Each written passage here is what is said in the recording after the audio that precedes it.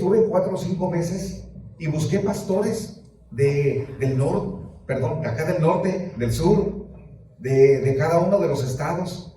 Le pregunté a pastores, hermanos, algún consejo que me quieran dar para esta tarea, y me empezaron a dar sus consejos. Sobre todo me decían, vamos a orar por ti porque la tarea no es fácil. Entonces diseñamos un logotipo que se llama Despierta México, y luego empezamos con un proyecto Pasa y Ayúdanos 1.0. Pasa y ayúdanos. Pero ¿dónde vamos por dónde empezamos? ¿Por qué convención regional? Y en uno de los viajes que yo realicé aquí, recuerdo que fue octubre me parece que hace, bueno, ya casi 3 años, ustedes tuvieron su reunión plenaria en Delicias. Allí fue nombrado el hermano Moisés Campos. En esa reunión fue nombrado presidente. Y les pedí que me dieran 5 minutos para darles un saludo. Y los hermanos me dieron pues los 5 minutos. Y allí les comenté, hermanos, aquí hay una propuesta, la primera vicepresidencia, bla, bla, bla. Ahí les compartí. Y entonces me dicen, hermano, ¿y por qué no empezamos con un entrenamiento para esta convención regional? Y dije, pues el Señor ya me abrió puertas. La primera convención regional va a ser Chihuahua. Y aquí, en enero, aquí estuvimos hace 2 años. ¿Sí, 2 años? Sí, porque este es el tercer entrenamiento. Hace 2 años, pero este es el tercer entrenamiento, o sea, el tercer año. ¿Y por qué hablé de una crisis? Porque el viernes, antes de venir aquí, en aquella ocasión, yo arribé a Chihuahua el sábado por la mañana. Fueron a recogerme al aeropuerto y de ahí me vine directo al entrenamiento. Pero el viernes en la noche, yo estaba transmitiendo en Facebook o para nuestra iglesia virtual. Eran las 10 de la noche y le dije a mi esposa, no tengo paz en mi corazón. Yo debo estar a las 4 de la mañana en el aeropuerto, pero no tengo paz en mi corazón. Necesitamos ir a ver a nuestro consuegro. El suegro de mi hijo, Doniel, tenía COVID-19. Estaba muy enfermo, muy delicado. Y su esposa estaba muy grave también. Y le dije a mi esposa, no tengo paz en mi corazón. Algo podría pasarles. Este hombre es un hombre muy educado, profesor en la universidad, con el logro más alto académicamente, doctor en matemáticas, profesor, escritor de libros, un hombre muy inteligente, pero siempre rechazó el evangelio. Siempre me decía, pastor, juguemos dominó, hablemos de otras cosas, pero no meta la religión porque yo no soy ni católico. Pues le dije a mi esposa, yo necesito verlo. Así que a las 10 de la noche nos movimos a su casa. Y se sorprendió mi familia. Papá, ¿qué vas a hacer a esa hora? No tengo paz en mi corazón. Llegamos a su casa y él estaba con su tanque de oxígeno y su esposa con otro tanque de oxígeno en otro cuarto, muy graves. Y ya le llamé de lejos. Y ya le dije, don Jorge, soy el pastor Constantino, vengo a verlo. Oh, gracias, pastor, haga por mí una oracioncita. Y le dije, sí, claro. Y empezamos a hablar a lo lejos. Y dije, no, esto no funciona. Y le dije a su familia y a mi familia, voy a entrar. ¿Cómo? Voy a entrar. Entonces me pusieron doble guante, doble cubreboca, o sea, me uniformaron. Y entré, y lo primero que hice fue saludarlo. En muy malas condiciones él estaba, y yo pues lo saludé, coloqué mi mano en su hombro, y le dije, vengo a verlo, vengo a hablarle de Jesús. Pues, sí, pastor, pues adelante. Y él le dije, invita a Jesucristo a entrar en su corazón. Y dijo, sí, pastor, lo invito. Y ya les grité, don Jorge, va a recibir a Cristo. Y allá dijeron, amén, los que son cristianos, porque su familia no es cristiana. Mi nuera es cristiana. Y lo guié a aceptar a Cristo. Ahí estuve con él como 1 hora. Ya me salí, pero yo me salí contento que había entregado su vida a Cristo como el tesoro. Que nuestro hermano decía esta mañana, este hombre encontró el tesoro. Y pues ya oré por los demás familiares. Salimos como a la 1 de la mañana. Llegué a casa y le dije a mi esposa, pues ya no sé si dormir, pero voy a tratar de acostarme un ratito porque debo estar en el aeropuerto a las 4. Pues yo llegué aquí con ustedes el sábado. Cuando estábamos a esta hora, para dar el entrenamiento, estaba el devocional, recibí una llamada de mi nuera y me dice, pastor, mi papá quiere verlo, quiere hablar con usted. Mi papá está agonizando. Y me dice, pastor, pues ya me voy. Así, hablando entrecortado. Y le dije, pues lo voy a encomendar al Señor. Sí, encomiéndeme. Y oramos. Digo, repita esta oración. Y pusieron el altavoz allá con toda su familia. Y la oración fue muy sencilla, como la oración del Señor Jesús. Padre, y ya repitió, con muchos trabajos, en tus manos encomiendo mi espíritu. Voy contigo. Así oró. O sea, un hombre que al final de su vida encontró al Señor Jesucristo. Bueno, después de orar acá afuera, algún hermano estuvo allí conmigo en la oración y ya por fin vine. Así di el entrenamiento. Hace 2 años. Cuando regresé a Guadalajara, llegando, ya tuve señal en el aeropuerto y la noticia: había fallecido durante mi traslado a Guadalajara. Ya no fui a mi casa, me fui a su pueblo, muy cerca de Chapala, Ixtlahuacán de los Membrillos, y ahí estuve con la familia en los funerales, atendiéndolos. Eso impactó la vida de la familia, porque el sacerdote, ellos fueron a buscar al sacerdote. Venga, por favor, para los santos óleos. Y el sacerdote preguntó de qué estaba enfermo, le dijeron, dijo, no voy. Y no fue. No fue. Entonces ellos dijeron, ¿cómo el pastor vino y se metió? Y lo tocó, porque el Señor les dijo. Y yo no quería decirles a nadie para que no me rechazaran. Lo tocó. Menos a ustedes, ¿verdad? Pero hermanos, pues ese es el entrenamiento que damos. Por eso ustedes, hace 2 años sí les conté, sí les compartí, hermanos. Acabo de orar por mi consuegro porque está en muy malas condiciones. Oremos que Dios haga su voluntad. Sí les conté. Ustedes han sido bendición. Por eso está bien si me quieren dar unas llaves ya de mi próximo departamento aquí. Las tomo. Porque vengo seguido para acá. Y me siento en casa. Por eso a la mesa directiva le dije, comamos juntos, hermanos, para convivir. Porque esto, más que talleres, más que venir, hermanos, hagamos esto, hay que hacer esto. Más que eso, es una relación. Lo que nos ha faltado a los bautistas es sentirnos parte de, que los miembros se sientan parte de la iglesia, que los pastores se sientan parte de una alianza ministerial, que las iglesias se sientan parte de una convención regional, y que aunque estamos en el norte, se sientan parte de una convención nacional. La finalidad no es traer más talleres y más enseñanza. Mucho de todo esto ustedes lo han asimilado. La verdad es que hoy yo debería solamente venir a reforzar las estacas, no poner estacas. Las estacas fueron puestas ya hace muchos años. Solo darle un golpecito más, reforzar estacas. Eso es lo único.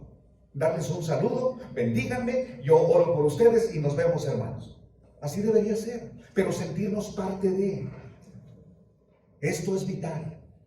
Así que gracias por ser para mí, pues como mi familia. Bueno, mi familia. Les traigo el saludo de esta Junta de Movilización Nacional. Muy pronto ustedes verán algunos de estos hermanos que los visiten. Óscar Belueta es el director de la Junta de Misiones Nacionales. Esta junta no la tuvimos en México por unos 15 años. Y cuando digo esto, no es un reproche. Solamente digo, tuvimos una ausencia de un liderazgo nacional que nos moviera a sembrar iglesias. Este grupo lo instalamos en septiembre en León, Guanajuato. Son pastores de diferentes lugares del país.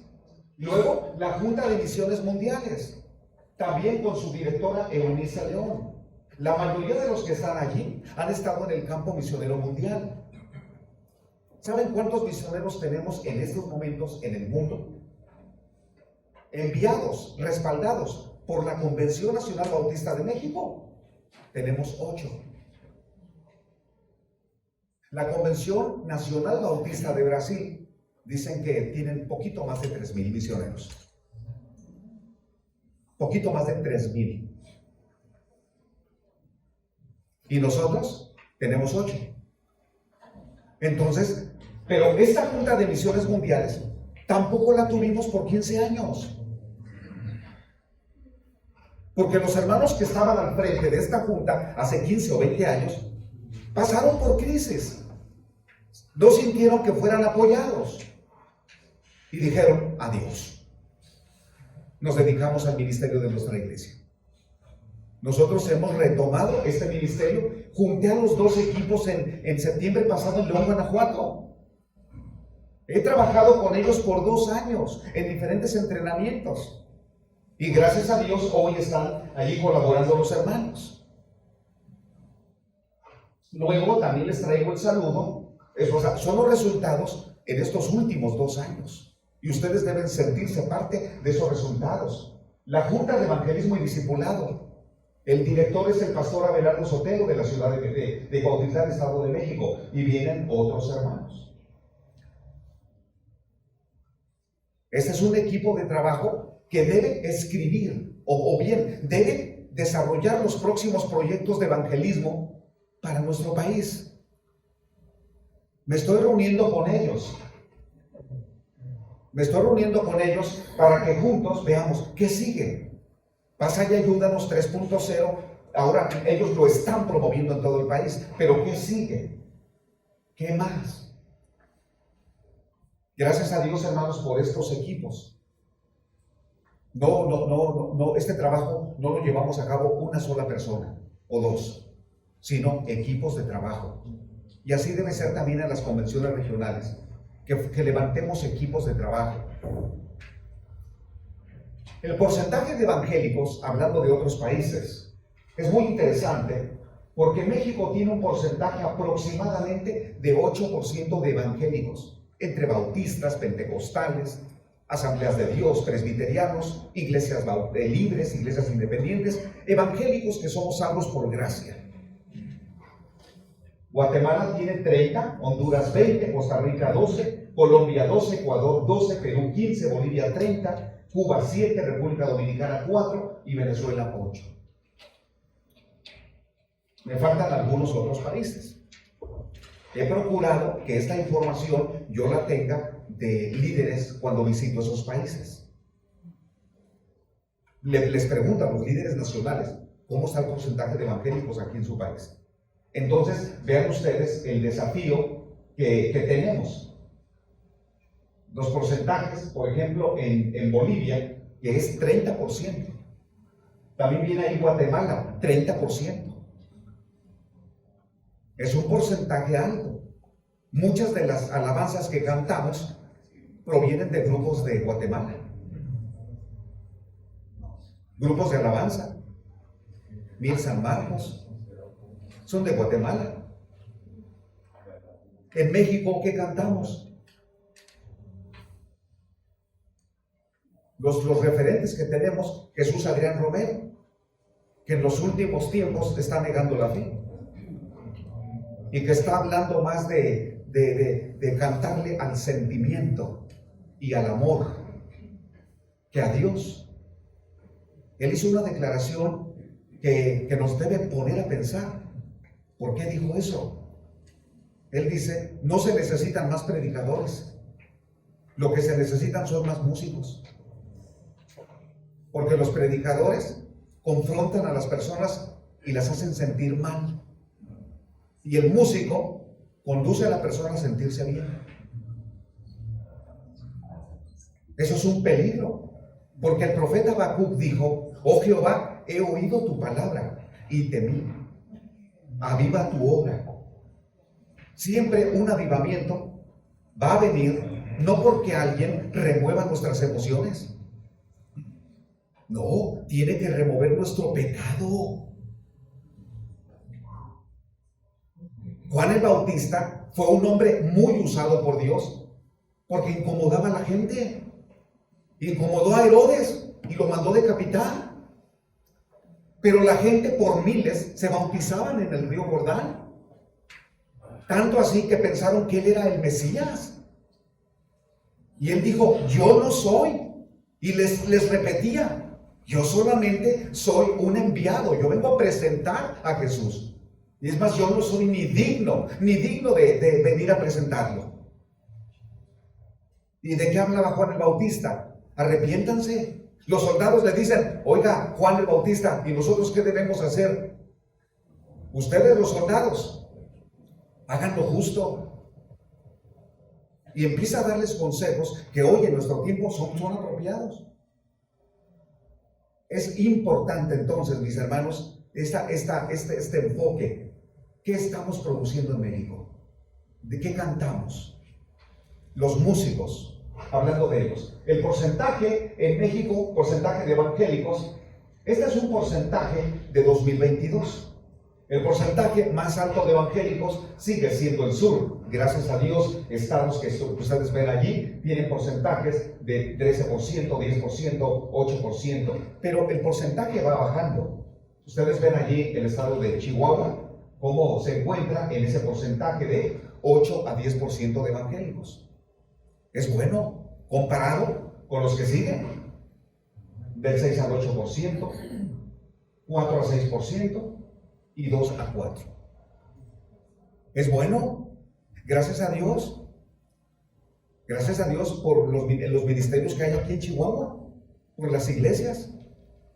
Pero también hace falta que nosotros entonces tengamos una movilización para esa región del país, para enviar misioneros allí, para comenzar nuevas iglesias en Zacatecas, pensar en los campos, por ejemplo,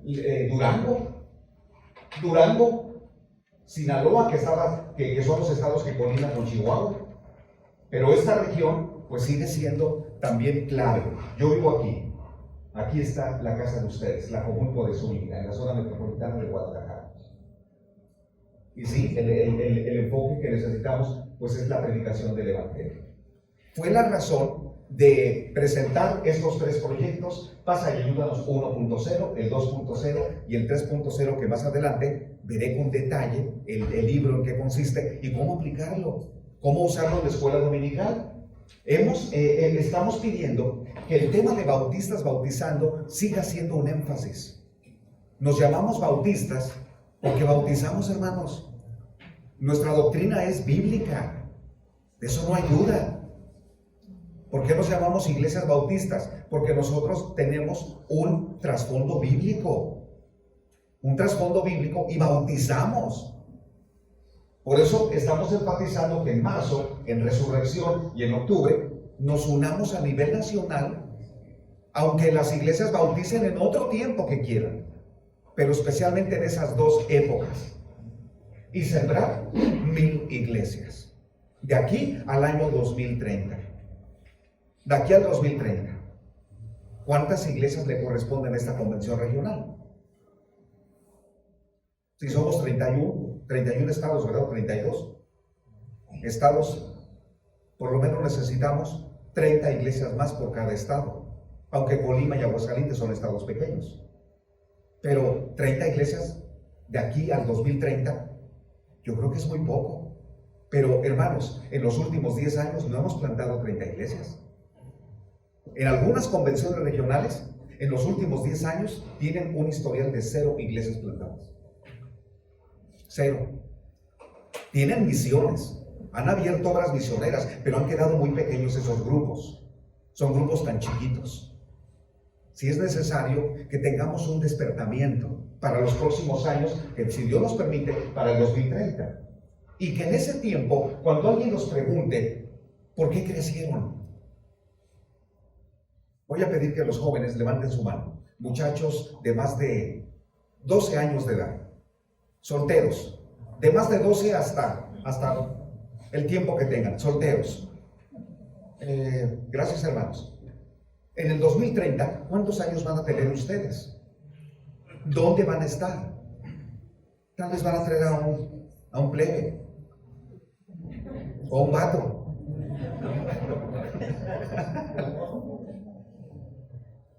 Allá en Guadalajara decir morro es muy corriente, ¿eh? Así que esa palabra no la usen allá. O un morro. No, ese es un... ¿También vato? Oh, hermanos, pensé que me iban a quedar así. No, qué buen lenguaje usa el hermano. Ya veo que no. Un chamaco, un niño. En el 2030, yo deseo con todo mi corazón que alguien nos pregunte, ¿qué les pasó a los bautistas? ¿Qué les pasó? Porque en el 2030, 1000 iglesias más, sus jóvenes, las mujeres, las escuelas dominicales, ¿qué les pasó? Yo quiero que digan, miren, nos inconformamos con la falta de crecimiento, revitalizamos a los jóvenes que se estaban yendo de la iglesia y también a los pastores. Yo quiero que alguien diga eso en el 2030. Nos inconformamos. Algo nos pasó, nos inconformamos. O sea, esa debe ser nuestra postura. Segundo, ¿por qué crecieron? Porque el pastor creció y guió a sus líderes a crecer. Es la razón por la que estamos pidiendo que en estos talleres ustedes traigan a 3 o 4 hermanos de la iglesia y que no dejen de capacitar a sus líderes. Es importante. ¿Qué más sucedió? Porque hacemos discípulos que hacen discípulos. ¿Qué más sucedió? Sembramos iglesias que se reproducen en más iglesias. Enviamos misioneros con sostenimiento integral. Colaboramos en unidad con más iglesias de la convención regional y la convención nacional. Sembramos, regamos, pero Dios nos dio el crecimiento. ¿Podría pasar algo así? 2030 nos quedan 6 años. Es muy poco tiempo. Miramos tal vez el 2030 muy lejos, pero queda poco tiempo. ¿Será posible, hermanos, que en el 2030 alguien pregunte ¿por qué crecimos? Y no que las mismas preguntas de siempre, ¿por qué no hemos crecido? Claro, para esto vamos a sembrar.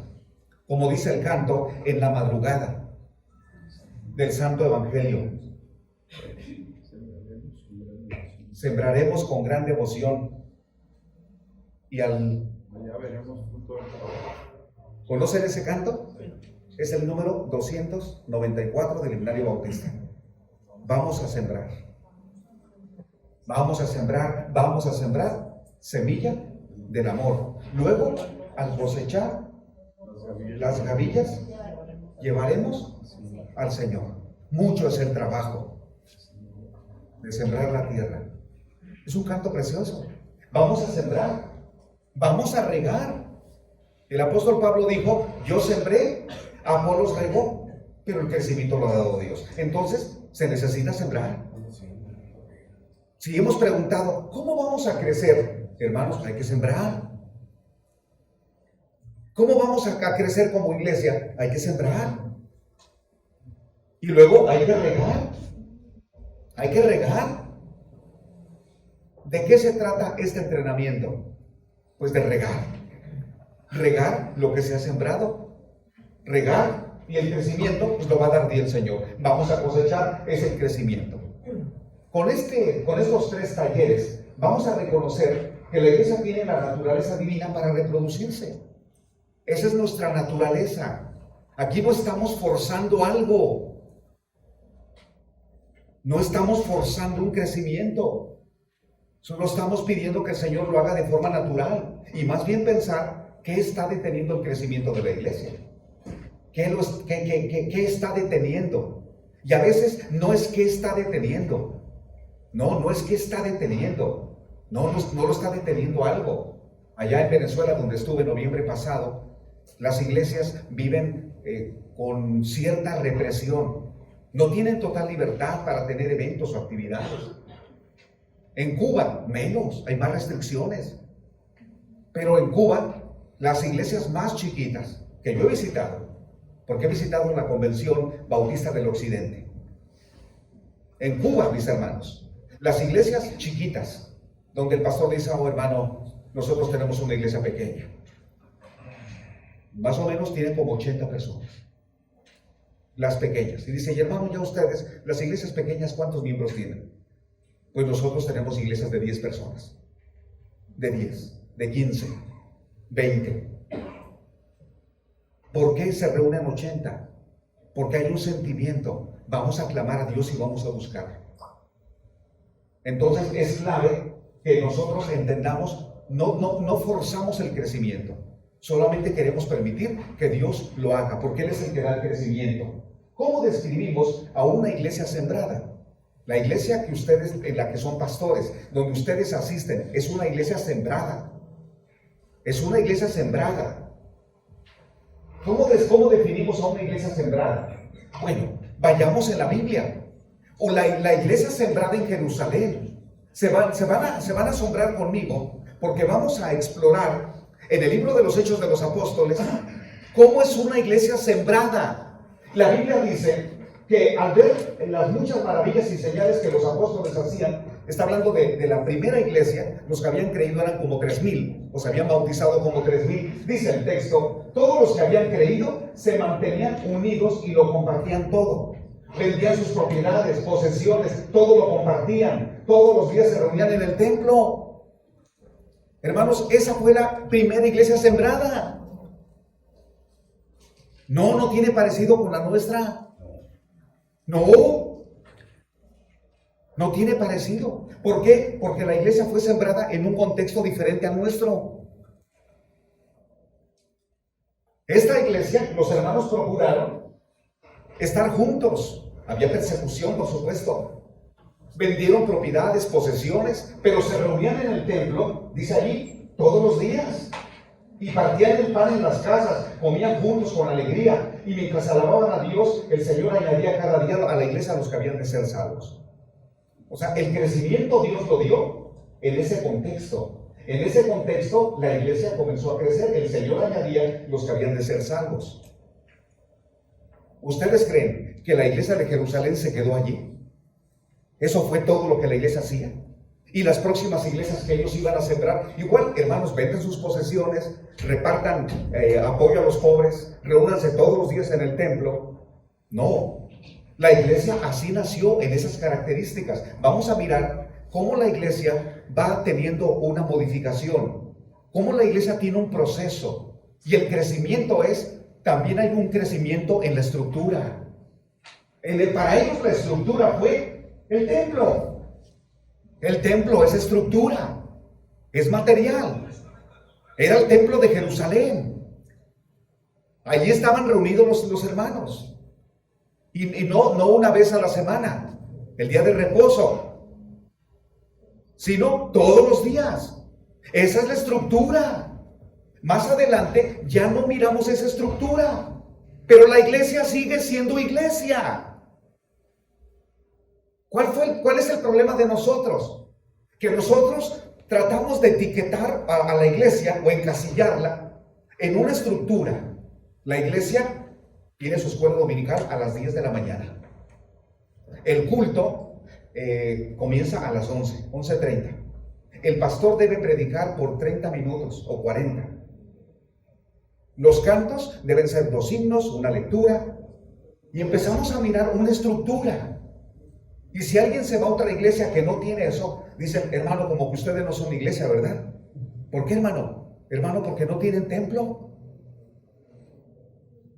O sea, no tenemos la estructura que la iglesia, con la iglesia comenzó. Es bueno saber esto, porque en Hechos 4:32, dice allí, y la multitud de los que habían creído, o sea, la iglesia sigue creciendo, porque allí dice, y la multitud de los que habían creído eran de un corazón y un alma. Versículo 33, con gran poder los apóstoles daban testimonio. Mis amados hermanos, algo importante aquí. Los nuevos creyentes no dan testimonio. Los que predican, los que enseñan, son los apóstoles. Todavía aquí no miramos que la iglesia haga discípulos. Traen a las personas y los apóstoles son los que dan testimonio. Es como la estructura nuestra el día de hoy. El pastor es el que predica, el que enseña, el que discipula, el que hace visitas, el que da consejería. El pastor es el sabio, el pastor es el que fue a un seminario, es el pastor. Nos quedamos con esa estructura. Hermanos, tenemos que ver los siguientes pasajes porque la iglesia va cambiando. Tenemos que leer el libro de los Hechos. Por eso ahora en Pasa y Ayúdanos 3.0 estamos estudiando el libro de los Hechos de los Apóstoles. Tenemos que mirar cómo el Señor sembró una iglesia, que en el camino esta iglesia crece, pero crece no solo con personas. Vamos a mirar aquí el crecimiento. Los apóstoles daban testimonio y otra vez la gente sigue compartiendo. Inclusive se menciona a José. Aquí hay un buen ejemplo, Bernabé, que él tiene una propiedad, la vende, trae el dinero a los apóstoles y se entrega el dinero a la gente. Es un buen ejemplo porque la iglesia ahora va a crecer, ahora con liderazgo. En Hechos capítulo 6, esto no lo habíamos visto. La iglesia no tenía líderes, no tenía diáconos. Los únicos que están al frente son los apóstoles. Pero ¿qué hace? Como creciera el número de los discípulos. La iglesia creció, la iglesia estaba creciendo. Pero no era suficiente estar reunidos todos los días en el templo. No era suficiente tener un gran predicador como Pedro. La iglesia tendría que considerar otros aspectos para seguir creciendo. Y esta vez fue el Señor el que puso en el corazón de ellos a través de una murmuración. Versículo 3. Buscad pues, hermanos, entre vosotros a 7 varones de buen testimonio. El perfil extraordinario. No deberían ser cualquier persona que venía a la iglesia. El perfil era bastante alto, como si se tratara de los apóstoles, de buen testimonio, llenos del Espíritu Santo, llenos de sabiduría. Y les encargaron ese trabajo y se mencionan los nombres de las personas que atendieron una necesidad, sirviendo a aquel grupo de viudas que no se estaban apoyando. La iglesia entonces aquí tiene un nuevo ministerio, que son los diáconos o los servidores. Es un nuevo ministerio. Si alguien se queda solo con el ejemplo de Hechos 2, pues no va a haber este ministerio. Pero dice aquí el texto, y crecía la palabra del Señor. ¿Por qué crece la palabra del Señor? ¿Por qué los discípulos se multiplican? ¿Por qué? Porque la iglesia está entendiendo que la iglesia tiene que ir cambiando en su estructura. Hoy muchas iglesias han dicho, ¿por qué tenemos 7 diáconos? Porque había 7 en el libro de los Hechos. Ah, muy bien, es correcto. Y yo les digo, esto como que se me baja poquito, ¿es normal, hermano? Es normal, porque luego tengo tentación de estarlo subiendo. Si se escucha bien, que se baje. Está bien. Yo les digo, sí, hermanos, pues está bien que tengan 7. A mí me parece bien. Si son 13 miembros y tienen 7 diáconos, bueno, me parecen muchos diáconos para 13 miembros. No, hermano, aquí nada más es un diácono. Bueno, entonces no estamos siguiendo los 7 de allá. Y luego, si la iglesia tiene 300 miembros, ¿por qué 7 diáconos? Algunas iglesias establecen que debe haber un diácono, por lo menos uno por cada 10 o 20 familias. Bueno, es de acuerdo a sus necesidades. Y les digo, hermanos, las iglesias en el Nuevo Testamento tenían pastores, no un pastor. Había una pluralidad de liderazgo en la iglesia, había pastores. Llámenle pastor o pastor asociado. Pero había pastores. ¿Qué pasó con nosotros? ¿Qué pasa con nosotros en nuestras iglesias? Nos quedamos con un pastor. Por eso cuando el pastor se va, la iglesia entra en una crisis. ¿Y ahora quién traemos? ¿Y ahora quién nos va a pastorear? Cuando hay 2 o 3 pastores en la iglesia, aunque uno sea el que reciba el sueldo, los otros hermanos son reconocidos por su llamamiento. Tal vez no se les da un sueldo, pero también se les reconoce como pastores. El pastor principal, si por alguna razón ya no está, pues ahí están otros de los pastores a los que las iglesias les da su nombramiento. Y además son hermanos de la iglesia, la conocen. No tienen que andar pagando, que pues hay que pagar el flete de toda su mudanza y que a ver si se adaptan. Y pastores necesitan 3 años para adaptarse, para entender a la iglesia. Van a estar en la luna de miel al principio y después la luna de hiel y pastores. Se evitan todo eso cuando es alguien de la misma iglesia. Pero nosotros hemos perdido de vista eso. Bueno, con las nuevas iglesias que sembremos, ¿quién va a ser el misionero? Si vamos a comenzar una nueva iglesia en tal pueblo, ¿quién va a ser el pastor? ¿Quién va a ser el pastor? Les adelanto algo. Para nosotros sí fue un dilema. Tenemos 3 obras misioneras en la etnia Huichol, o mejor dicho, Huirrárica. Tenemos 3 comunidades distantes entre una y otra. Y hay un grupo de creyentes a los que yo he ido a bautizar. Son nuestros hijos, son nuestras iglesias hijas. Pero necesitan un pastor.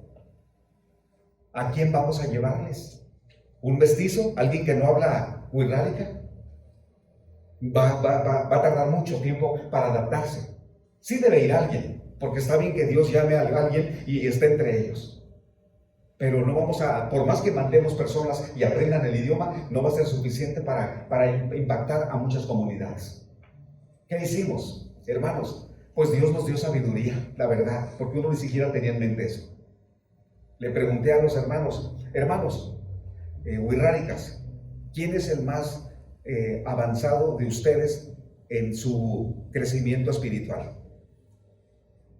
Ya le dije, explícale en wixárika lo que dije. Y ya dice, y dicen, pues fulano.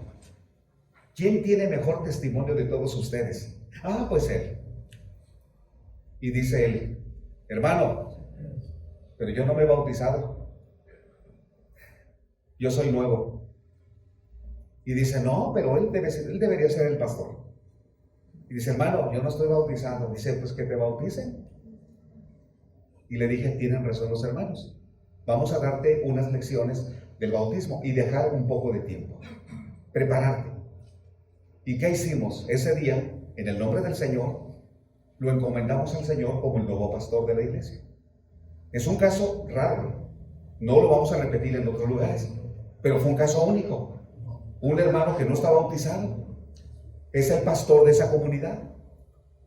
Le informé a la iglesia y me dice, hermano, ¿usted conoce al hermano? Sí, hermanos, lo conozco, es nuestro hijo espiritual, él entregó su vida a Cristo hace como un año. ¿Tiene un año de convertido? Sí, hermanos.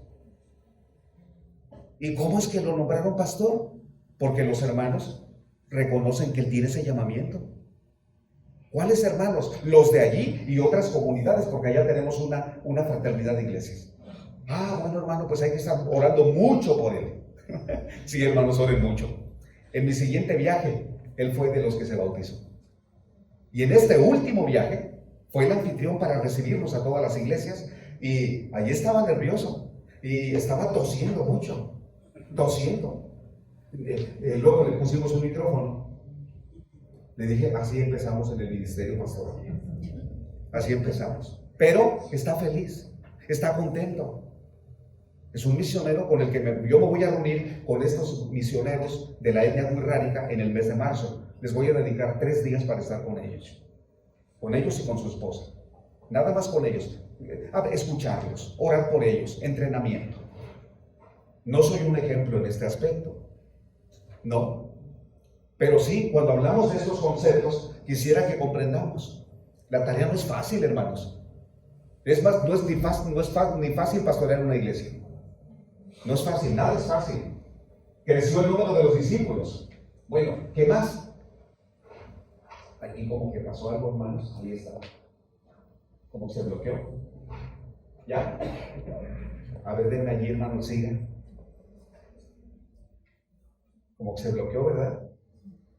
La siguiente imagen. Ahí está. En Hechos 8, Saulo consentía su muerte. ¿En la muerte de quién? ¿En la muerte de quién? ¿Uno de qué? Uno de los 7. Así es, ¿verdad? O sea, la iglesia perdió uno de los 7. Y Saulo, pues, consiente en su muerte. Hubo una gran persecución contra la iglesia que estaba en Jerusalén. Y todos fueron esparcidos. O sea, era como para decir, se acabó la iglesia. Pero, dice allí en la escritura, hombres piadosos llevaron a enterrar a Esteban, hicieron gran llanto sobre él. Saulo asolaba la iglesia, entraba casa por casa, arrastraba a hombres y a mujeres y los entregaba en la cárcel. Cualquiera podría decir, se acabó la iglesia. Se acabó. Ya no es todos los días en Jerusalén. Pues ya no. Ya no. Mataron a uno de los 7 y los otros 6, pues no sabemos. Se dispersaron. Se fueron. Esto nosotros como que no estamos preparados para entenderlo. En la pandemia vivimos algo así. Se dispersaron hermanos. Algunos pastores fueron llamados por el Señor. Fue en tiempo difícil la pandemia. Pensando, la iglesia ya se acabó. Dice la Biblia en Hechos 11 que oyeron los hermanos que estaban en Judea, que también los gentiles habían recibido la palabra de Dios. Esto es bien importante, porque la iglesia de Jerusalén se reunían escondidos, había persecución, y en Jerusalén seguía la iglesia. Ahora bien, los que habían sido esparcidos a causa de la persecución que hubo con motivo de Esteban, fueron hasta Fenicia, Chipre, Antioquía. No hablaba a nadie la palabra, sino solo a los de su misma raza, los judíos. Pero había entre ellos unos varones de Chipre y de Cirene, los cuales, cuando entraron en Antioquía, hablaron a los griegos, les anunciaron el evangelio del Señor Jesús, y la mano del Señor estaba con ellos, y gran número creyó y se convirtió al Señor. Y luego dice el versículo 22, llegó la noticia de estas cosas a oídos de la iglesia que estaba en Jerusalén, y enviaron a Bernabé que fuera hasta Antioquía. Esta información es muy importante, porque no había otra forma para que los hermanos que se reunían todos los días en el templo en Jerusalén se fueran a anunciar el evangelio en otros lugares. Fue la persecución. Dios propició y Dios permitió la persecución contra la iglesia para que fueran dispersados. Algunos han dicho que Hechos 1:8, como la iglesia no estaba cumpliendo Hechos 1:8, ahora el Señor utilizó Hechos 8:1 para la predicación. Y son esparcidos. Pero aquí hay algo que la iglesia de Jerusalén nunca había hecho. Versículo 22. Enviaron a Bernabé. Esto es algo nuevo o desconocido para la iglesia en Jerusalén. Enviar a una persona para que vaya a Antioquía. Pero hermanos, este envío de un misionero, pues ¿quién era Bernabé? ¿En qué escuela se preparó? No, pues era un hermano sencillo que vendió su propiedad, la trajo a los pies de los apóstoles, era todo lo que sabían de él. Y era un hermano que había aconsejado a Pablo, que lo había recomendado, lo había presentado ante los apóstoles. Era un hermano con un buen carácter. ¿Y qué dijeron? Pues hay que enviarlo a Antioquía. Lo mandaron a Antioquía. Y hermanos, este es un dato importante. La iglesia comenzó en el templo de Jerusalén, sí, se reunían en el templo, hacían discípulos en el templo, nombraron diáconos para servir en el templo, y debido a la persecución permitida por Dios en Hechos 8:1, reaccionan. Oyeron que los gentiles se convertían y continuaron su proceso de ser iglesia. Ahora vamos a sembrar una en Antioquía. Vamos a sembrar. Vean ustedes el cambio que nosotros miramos en Hechos capítulo 11, la siembra de otra iglesia. Y dice allí la escritura que llevó las noticias a los oídos de la iglesia, y cuando Bernabé llegó, vio la gracia de Dios, se regocijó y exhortó a todos a que con propósito de corazón permanecieran fieles al Señor. Y menciona las cualidades espirituales de Bernabé. Después fue Bernabé a Tarso para buscar a Saulo, y hallándole lo trajo a Antioquía. Se congregaron allí todo un año con la iglesia, y enseñaron a mucha gente, y a los discípulos se les llamó cristianos por primera vez en Antioquía.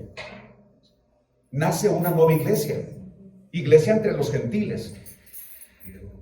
La iglesia de Jerusalén envió a uno de los hombres claves para que ayudara, y Bernabé, pues él miró sus limitaciones y fue a buscar a Saulo para que le ayudara. Deberíamos nosotros tomar en cuenta estos modelos.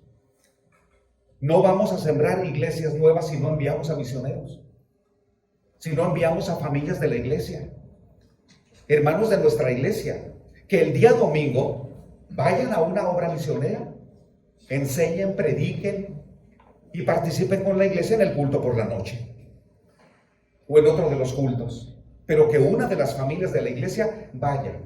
Pero tenemos que enviar a los mejores maestros, los maestros que no quisiéramos soltar, enviarlos.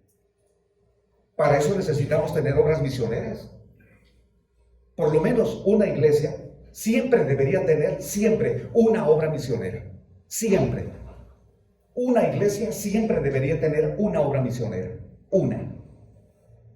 Por lo menos una. ¿Qué es una obra misionera? Un campo de trabajo que estamos visitando. Ya sea empezando con los niños, como ha sido el caso de nosotros. Empezamos trabajando con los niños del fraccionamiento, allí en la calle. Llevamos enseñanza para los niños. Y no se imaginan, en nuestra camioneta llevamos bancos, una bocina, alimentos. Terminamos y otra vez guardar todo y vámonos a nuestra casa. Es un trabajo difícil. Algunos piensan que ese trabajo no tiene éxito porque es con los niños. Hermanos, claro que tiene bendición. Tiene bendición porque no apuntamos solo a los niños, estamos pensando en sus familias. Sobre todo, algunos de ellos ni siquiera tienen familia. ¿Cómo estamos nosotros trabajando? La iglesia que ustedes pastorean, hermanos, ¿tiene una obra misionera? ¿Tienen una? ¿Tienen dos obras misioneras? Cuando preguntamos, ¿cuántas iglesias tienen una obra misionera? Algunos señalan, no tenemos, tuvimos una, pero ya la organizamos en la iglesia. Ah, qué bueno, hermanos, magnífico. Entonces ahora comencemos otra. Es más, no debimos haber esperado a organizar una nueva iglesia para comenzar otra. Si vamos a organizar una nueva iglesia, no nos quedemos sin obra misionera, comencemos otra. Esa debería ser la historia de las iglesias bautistas de México, que seamos conocidos, porque tenemos compasión por el mundo que no conoce a Cristo, y que nos metamos en los fraccionamientos donde el crimen organizado ha hecho de las suyas, allá donde la adoración a la Santa Muerte, que no es santa, allá es clave para esas familias, allí donde hay mujeres golpeadas, o también en fraccionamientos de gente de nivel económico alto, donde tienen suicidios y los esconden. La iglesia tiene que moverse y no esperar. Hermanos, inviten a alguna persona. Tenemos un invitado especial el próximo domingo. Inviten a alguien. Eso lo hizo la iglesia de Jerusalén. Así lo hicieron. Hermanos, inviten a alguien. Sí, hermano. Y ahora eran 3,000. Hermanos, inviten a alguien. Pues hay 5,000. Estuvo bien. Pero la iglesia, en su crecimiento, no puede solamente organizar un show. Es un show con una alabanza extraordinaria, que desde el momento en que suenan las primeras cuerdas, la gente siente que está en el cielo. Y lo extraordinario de allí es los músicos. ¡Qué alabanza! La predicación, más o menos. Más o menos, porque no le ponen énfasis a la predicación. Es más, nos pusieron un video. Hay muchas iglesias que así están hoy naciendo. Eso sí, tienen cientos, 100, 500 o 1000. Algunos de los miembros de nuestras iglesias podrían estar allá. Claro, ellos dicen, ahí sí se siente, hermano. Desde que entras se siente el mover de Dios. Sí, pero también sientes cuando te dan un vaso de café. Porque allí hay personas que te están atendiendo, te ponen algo aquí en la camisa. Bienvenido, con una gran sonrisa. Y claro, en ese lugar te sientes a gusto. Sobre todo, si allí pasas inadvertido, donde no te dicen, hermano, ¿nos podría acompañar el viernes? Hermano, el martes puede venir. Si allí pasa inadvertido, está sentado hasta atrás, disfrutando el culto. Yo creo que nosotros los bautistas dejamos de ser un referente de qué es una iglesia sembrada. Dejamos de ser un referente, hermanos. Necesitamos saber qué es una iglesia sembrada. Y una iglesia sembrada es un grupo de personas que son discípulos, que la misma gente reconoce, es gente cambiada, es gente transformada. Ha habido milagros en esas familias, hay milagros en esas casas, porque es Dios el que da el crecimiento. A los discípulos se les llamó cristianos por primera vez en una ciudad que ahora está en Siria y Turquía, Antioquía. Una ciudad de gentiles, pero también acostumbrados al razonamiento, a la filosofía. Tremendo cómo el Señor trabajó allí. ¿Cómo sembramos iglesias hoy día? ¿Como la iglesia de Jerusalén? ¿O como la iglesia en Antioquía? Porque la iglesia de Antioquía enviaron a Pablo, a Bernabé, a los viajes misioneros. O sea, la iglesia de Antioquía fue una iglesia enviadora, porque ellos nacieron con el ministerio de Bernabé, que había sido enviado. Por eso lo volvieron a enviar. Era una iglesia enviadora. ¿Cómo estamos nosotros creciendo? Ambas iglesias vivieron procesos para su siembra y crecimiento. Ambas iglesias vivieron procesos diferentes. Primero el templo, eso en Jerusalén, ¿verdad? Luego en las casas. En Antioquía no fue así, hermanos. En Antioquía no fueron al templo porque eran templos dedicados a los ídolos. En Antioquía fue en las casas. Primero reunirse todos los días, luego a salir a compartir a otros. No, hermanos, así fue en Jerusalén, reunirse todos los días. Así fue el proceso. Primero los apóstoles hacían todo el ministerio, después nombraron a 7 diáconos que los acompañaran a realizar el ministerio. Es lo que estamos nosotros observando. Debemos tomar los dos elementos de las iglesias. ¿Cómo crecieron? ¿Cómo fue su proceso? ¿Cómo definimos qué es una iglesia sembrada? Hermanos, ¿qué es una iglesia sembrada? ¿Qué es una iglesia bautista? ¿Porque tienen un terreno? ¿Cuántas iglesias de nuestra convención nacional no tienen un terreno? Se reúnen en un lugar rentado, que también debería ser algo pasajero, ¿verdad? Temporal. Deberían buscar sus instalaciones. Pero esas iglesias que no tienen, se reúnen, no tienen un terreno. Nosotros denominaríamos que es una iglesia sembrada porque tiene un terreno. Unos hermanos me comentaron, hermano, ¿podría la Convención Nacional apoyarnos en un proyecto que tenemos en esta parte en una ciudad? Ya tenemos terreno, ya tenemos construcción, ya tenemos salones. Le dije, ¿qué es lo que necesitan, hermanos? No tenemos gente. ¿Y cómo es, hermanos, cómo es que empezaron de esa manera? Porque la mayoría de nosotros comenzamos buscando a la gente y después pensamos en dónde se van a reunir. Dice, bueno, hermano, es que pues vino un hermano visionario y un día que andábamos por aquí, él dijo, en esta zona deberíamos tener una iglesia. Yo les voy a enviar recursos para que se compre el terreno. Me gusta ese terreno que está allí. Dice, y así empezamos. ¿Y luego qué pasó? Pues que a los hermanos de la iglesia se les hacía lejos el terreno. Se les hacía como que no, y como que no. Y alguien dijo, ¿y por qué compraron ese terreno? Porque un hermano que nos visitó tuvo esa visión. ¿Qué pasa, hermanos?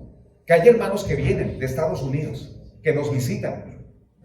Si ellos no miran proyectos, ellos nos van a guiar en lo que ellos consideran que es lo mejor. Es su forma de pensar. Cuando alguien nos visite, deberíamos nosotros presentarle un proyecto, hermano. Mire, sí tenemos una obra misionera. Hay un grupito de personas que nos reunimos en tal colonia. Nos reunimos en una casa. O sea, es mejor tener ya un proyecto. Y fue difícil, porque les dije a los hermanos, va a ser difícil. Va a ser difícil, porque en ese lugar no hay creyentes. Pero bueno, les dije, intentemos algo. Y lo estamos intentando. Porque tiene un templo. Hay iglesias bautistas que no tienen un templo. Porque tiene un misionero o pastor de tiempo completo. Hay iglesias bautistas que no tienen un pastor de tiempo completo. Y algunos tienen la sospecha que no es una iglesia completa. Y que tampoco es un pastor completo. Que no está consagrado totalmente al Señor. Y que cuando predica, como que algo le falta. Y cuando dice, hermanos, dejé mi trabajo. No, este es un ungido. Abandonó su trabajo.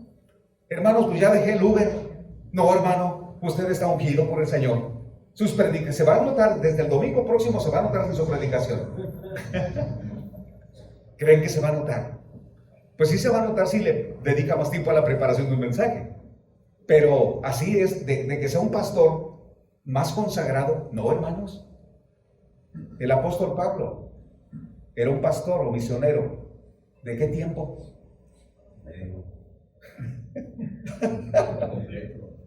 Bueno, a ver si hermano Luis dice de medio, ¿no? Y tiene razón su argumentación. A ver, hermano Luis, sígale. Porque dice que, al menos a los corintios, les dice, yo no quise dejarles esta carga, yo trabajé con mis manos. Y en el encuentro que tiene con Aquila, dice, eran del mismo oficio de las tiendas. Trabajamos para... Sí, hermano. Y preguntamos, ¿a qué horas escribía las cartas? en la cárcel. ¿Ustedes le han preguntado eso a su pastor? Oye, hermano, usted anda de un lado para otro. Oye, ¿y usted a qué horas come? ¿Y usted a qué horas? Pablo era un pastor de tiempo completo. Pero también los constructores de tiendas tenían la idea. Él es un constructor de tiempo completo. O sea, todos decían de tiempo completo. Tiempo completo en todo. Y bueno, no tenía familia, ¿verdad? Le faltaba allí esa parte. Pero era de tiempo completo. ¿Qué es definir tiempo completo? Que no trabajamos, que no atendemos nada exteriormente y que estamos aquí pues, a las órdenes, hermanos. Pues ya saben que si hay que ir a pagar su luz, avíseme. Dicen, y este pastor de tiempo completo. ¿Eso es tiempo completo? Pues se puede definir con los apóstoles cuando empezó a Jerusalén. Estaban entregados al pueblo. Entregados a la predicación. Pero no había copastores. Ellos lo hacían todo. Porque la iglesia estaba naciendo. Es decir, cuando vayamos y comencemos un proyecto en una colonia, les aseguro, el misionero hace todo. Baja sillas, pone las sillas, conecta el equipo, el micrófono, si es que usa micrófono, y luego anda disciplinando a los niños, y luego regresa acá para enseñar, y reparte la comida. Él hace todo, pero eso es al principio. Si él así continúa, y la iglesia un día es organizada y él hace todo, entonces allí hay una carencia en su liderazgo. Está bien que comencemos así. Por eso, porque tienen una gran cantidad de asistentes bautizados, eso es una iglesia. A una iglesia bautista la definimos por su cantidad de miembros. Hace tiempo se preguntaba, ¿verdad?, ¿con cuántos miembros podemos ser iglesia? Y hoy vamos a aprender, no es la cantidad de miembros, es la cantidad de discípulos que tiene la iglesia. Porque algunos son miembros, pero pues le pregunta el nuevo pastor, oiga hermano, ¿y Felipe Romero? A ver hermano, ¿cómo? Sí, aquí dice Felipe Romero. Déjame preguntarle, hermanos, Felipe Romero. O sea, ¿no se acuerdan? Pero está en la lista de membresía. No, necesitamos discípulos que están al tanto en la iglesia. Y ahorita vamos a tratar eso. Una iglesia sembrada, ahí está, es un grupo de discípulos de cualquier edad. De cualquier edad, hermanos. Los niños que creen en el Señor Jesucristo. ¿Ustedes consideran a la iglesia también a los niños? ¿Consideran que la iglesia también son los niños? ¿O solo de los bautizados para arriba?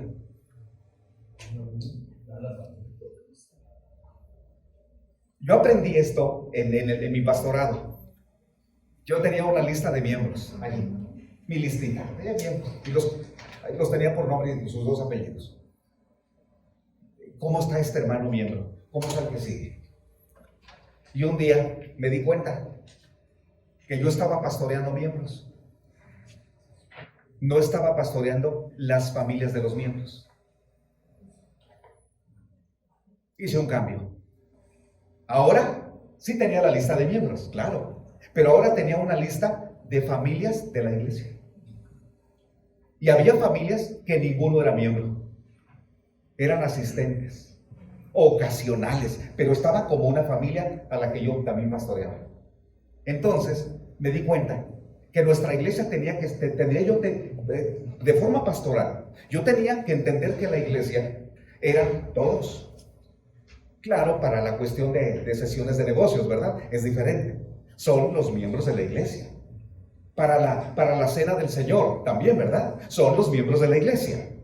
Es diferente. Pero en un sentido de movilizar, ¿a quién movilizo? ¿A quién voy a movilizar?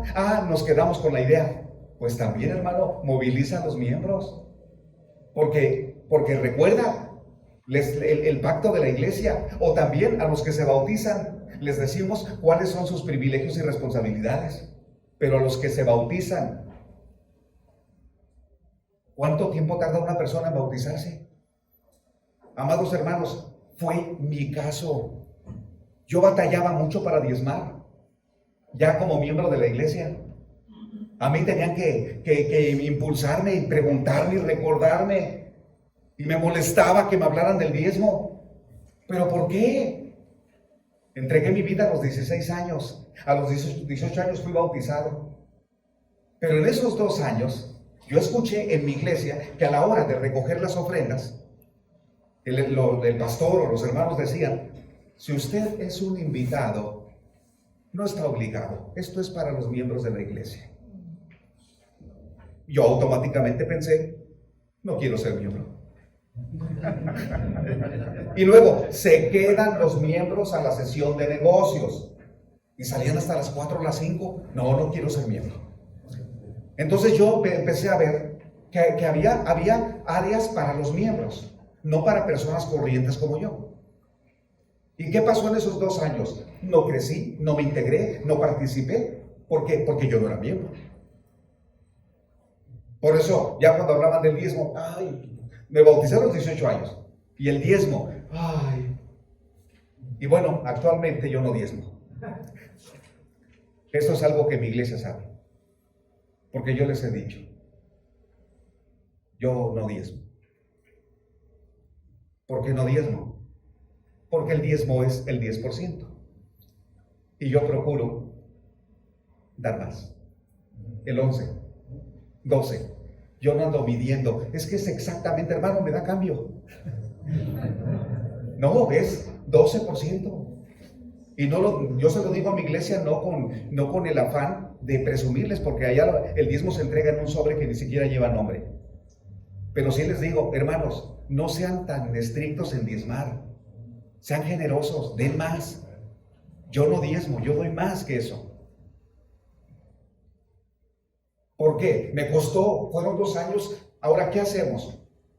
Las personas nuevas que van llegando, le digo a la tesorera: hermana, no solamente dele sobres para diezmar a la iglesia. Mire, ese que va llegando, dele su sobre. ¿Pero quién es ese? Ni sé quién sea, pero dele su sobre. Y ya después, quienes han recibido un sobre, allí depositen su diezmo. Recibimos del Señor, vamos a confiar que Él provee. Pero antes esa no era nuestra historia. ¿Por qué? Se va a ofender. Van a pensar que estamos interesados en su dinero. Van a pensar que somos una iglesia metálica. Bueno, si no diezman, ¿qué van a pensar? No es mi compromiso, no es mi obligación. Es la de esos que están allí, que ya llevan años. No. A los niños les damos un sobre también. Y les enseñamos a los niños: hijos, su diezmo. Pero le decimos a los papás: papás, denles a los niños lo que van a diezmar. Porque los niños pues necesitan recibir. Les enseñamos. Estos son hábitos importantes para el sostenimiento de una iglesia, para el sostenimiento pastoral. Si no, campaña de mayordomía. Y ahí con toda la fuerza que venga un predicador: hermano, háblenos pero duro. Háblenos pero fuerte, hermano. Pero esa campaña es todos los días o una vez al año. Y aquí se necesita de forma constante. Nuestra iglesia no es grande en Guadalajara. Somos una iglesia que ni siquiera tenemos 100 personas. Pero hemos enseñado a los hermanos a diezmar. Sostenemos a 2 pastores de tiempo completo. Hay quincenas donde la tesorera sí me dice: hermano, ¿a quién le doy, a usted o a él? Digo, pues a los 2, lo que se alcance, lo que se pueda, e informe a los líderes de la iglesia lo que está pasando. Y el Señor va proveyendo. Sí, hermanos, a través de los hábitos, pero eso lo tenemos que enseñar desde que la gente nace. No espere a que la gente ya pues tenga tiempo en la iglesia, sea un discípulo, se bautice. Es más, el discipulado comienza desde que las personas son apenas enseñadas a conocer a Dios. Ahí empieza su discipulado. No son discípulos, pero está comenzando un discipulado para que entreguen su vida a Cristo. Si trabajamos de esta manera, todas las iglesias del Señor tienen el ADN de reproducción y multiplicación. Todas las iglesias, hermanos. O sea, no piensen ustedes que son casos raros y extraños los que están creciendo. Pues mire esa iglesia que está creciendo. Seguro está creciendo porque pues le robaron miembros a otra iglesia. Hermanos, el crecimiento de la iglesia debe ser algo natural. Un discípulo enseña a otro nuevo discípulo, un pastor enseña a otro nuevo pastor, una iglesia enseña a otra nueva iglesia. Esto es algo que debe ser natural. Natural el crecimiento de la iglesia. Una iglesia con la misión del reino de Dios. ¿Qué hace una iglesia? Todo lo que hagamos en el templo de nuestra casa debe tener un énfasis evangelístico. Todo lo que hagamos en el templo o en nuestra casa. Les comentaba, yo fui invitado a una boda, pero los hermanos estaban muy preocupados, los que se iban a casar. Y me dicen, hermano, disculpe, pero el 75% de nuestros asistentes van a ser católicos. Hermano, lo sentimos mucho, discúlpenos. Y le dije, pero ¿por qué me piden disculpas? Yo me siento muy emocionado porque la mayoría van a ser católicos. De veras, hermano, de veras. Porque nuestro pastor nos regaña si invitamos a católicos. No, hermano, qué bueno. Ese día prediqué un mensaje e invité a las personas. Yo mientras estaba predicando hice algunas observaciones. Les dije, hay matrimonios donde están constantemente peleándose. Los que somos miembros de las iglesias estamos así, ¿no? No nos movemos, rígidos. Y ellos, los que no son cristianos, estaban ahí perdudísimos. Porque no son cristianos, ellos sí ahí no tienen criterio. Pero los invité a conocer al Señor. Y al final fui a las mesas para saludar a los católicos. Y les dije, qué bueno que han venido. Gracias, Señor, por su mensaje. Me hizo pensar, ¿verdad tú? Sí. Vi cómo el Señor trabajó. Y les dije a los hermanos, cuando tengan un cumpleaños, cuando tengan una boda, inviten a personas no cristianas. Cuando tengamos el aniversario de la iglesia, sí está bien que invitemos otras iglesias, pero invitemos personas no cristianas. Sería muy bueno que cuando una iglesia cumple años, salgamos a visitar a los vecinos. Señores, la iglesia va a cumplir 5 años, o 20, o 50, o 70. Queremos invitarlos a nuestro aniversario. Aquí está la invitación para ustedes. Sí, invitar gente nueva. Todo nuestro énfasis debe ser evangelístico. Todas las personas evangelizadas serán discipuladas. Todas. O sea, deben vivir un proceso de enseñanza bíblica las personas que conocen a Cristo. Todas las personas discipuladas, aquí está lo difícil. Todas las personas discipuladas serán incorporadas a sembrar nuevas iglesias. Cuando hace 15 años comenzamos la iglesia que hoy pastoreo, asistí a una conferencia donde nos dijeron la regla de Pareto, un economista italiano, que él determinó la regla 20-80 o 80-20. Y se aplicó eso al crecimiento de las iglesias y decían que el 80% de la membresía de las iglesias solo son asistentes y el 20% son los comprometidos. Que el 20% es el que diezma, asiste, y ellos son los que alimentan al 80%. El 80% solo viene a sentarse. Cuando plantamos esta iglesia, le dije a mi esposa y a mis hijos, ¿por qué no oramos al Señor que nos dé una iglesia a la inversa? El 80 comprometidos y el 20 que vengan a sentarse, pero para pasarlos a que sean del 80, ¿verdad? O que sean más, o sea, 90%. Pues empezamos con nosotros como familia y las personas que llegaron las guiamos a ser comprometidos, asistentes. No podríamos tener hoy 8 obras nuevas, hermanos. No sería posible si no tuviéramos a una membresía que ayuda. Les digo a los hermanos, hermano, ¿usted en cuál de las 8 obras nuevas está incorporado? Y me van a decir, hermano, yo estoy orando por tal lugar. Con eso no va, no asiste, no puede. Hermano, yo estoy ofrendando para tal actividad. Yo fui a tal proyecto.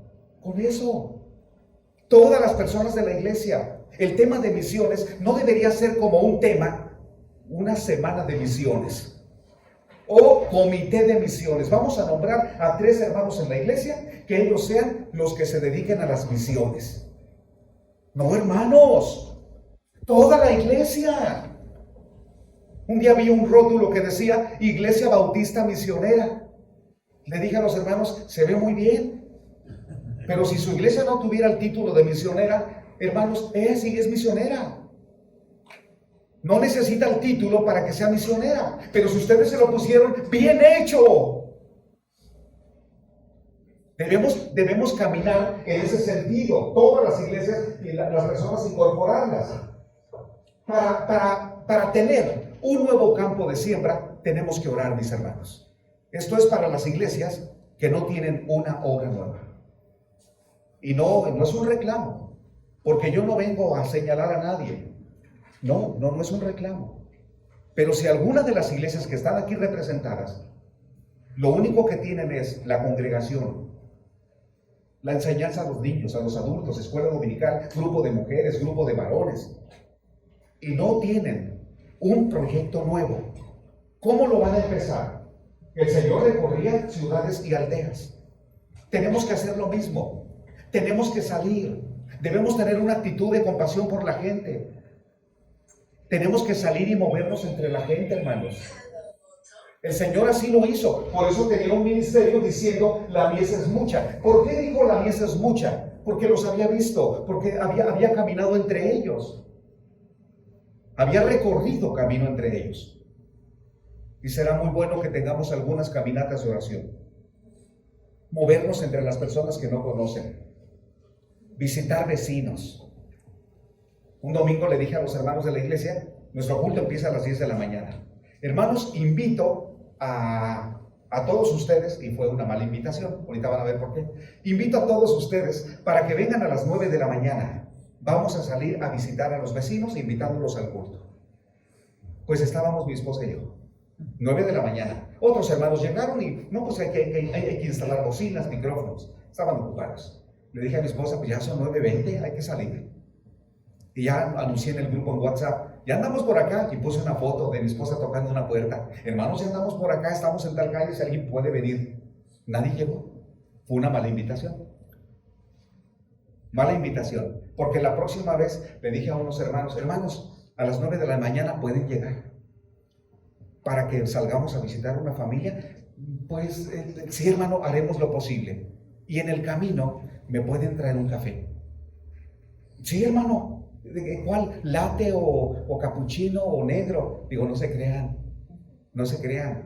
Los estaba probando. Lo que quiero es que vengan. Y llegaron. Fuimos a tocar puertas.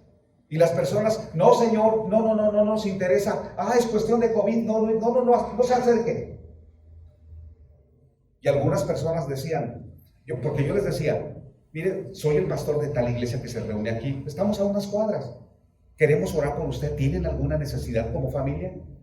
Y personas nos dijeron, sí, tengo un hijo en la cárcel, sí, tengo un enfermo. Y yo les dije, vamos a orar. No se acerque hasta acá con nosotros, por cuestión de la pandemia. Quédese allá y desde aquí vamos a orar. Y orábamos. Padre, oramos por la señora, oramos por nuestros vecinos y siguiente casa, tocar puertas.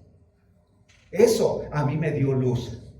No sabía que en nuestro fraccionamiento había personas que tuvieran hijos en la cárcel. Nunca imaginé, no imaginé. Pero eso está hasta que salimos, porque lo que hacemos es, llegamos corriendo, abrir la puerta del templo y meternos. Y nos desconectamos del mundo. Yo creo que nuestras iglesias deben tener un ajuste, un cambio. Eso de salir y tocar puertas, hermanos, deberíamos considerarlo.